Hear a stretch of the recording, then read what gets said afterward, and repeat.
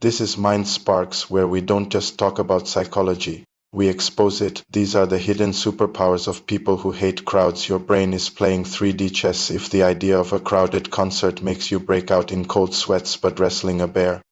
Totally doable, congratulations. Your brain just dodged a psychological landmine that most people are too distracted to even see. And no, you're not broken. You're awake to a reality most are blind to. Picture this: Saturday night, your phone buzzes. Hey, everyone's hitting that new downtown spot. It's packed, the vibe is insane. And in an instant, your soul pieces out of your body.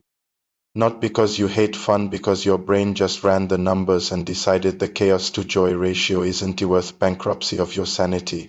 You're not boring. You're not a problem. You're playing chess in a world obsessed with checkers. Here's why. Step 1. Your brain is hypervigilant.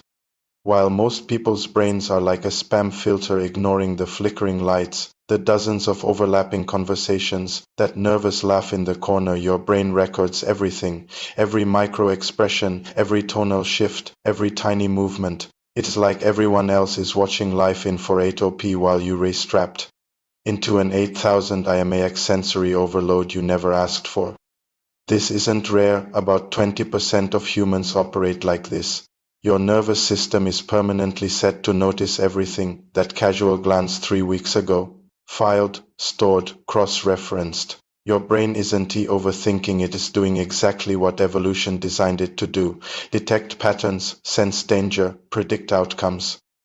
While the partygoers are vibing, your ancestors were the ones spotting predators, poisonous plants, threats no one else saw. You're not too sensitive, you're survival grade. Step 2. You're not antisocial, you're anti-bullshit. Crowds exhaust you, not because you hate humans, but because you see every mask, every forced smile, every fake laugh. Your brain decodes the invisible conversation beneath the chatter, the tension, the lie, the pretense. Scientists call it hyperceptual sensitivity.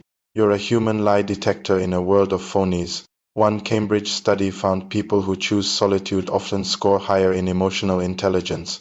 That's right, you're not socially incompetent, you're socially advanced.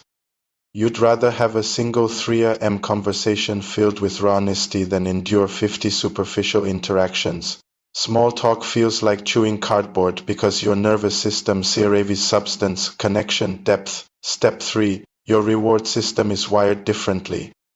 While extroverts' brains throw a dopamine parade at a party, yours hums quietly on acetylcholine, the chemical that rewards deep focus, introspection, and solitude. Reading at midnight, walking alone, sitting in silence, these are your highs. Your brain doesn't need external chaos to feel alive. It thrives internally. While others chase external stimulation, you're composing entire symphonies in your head.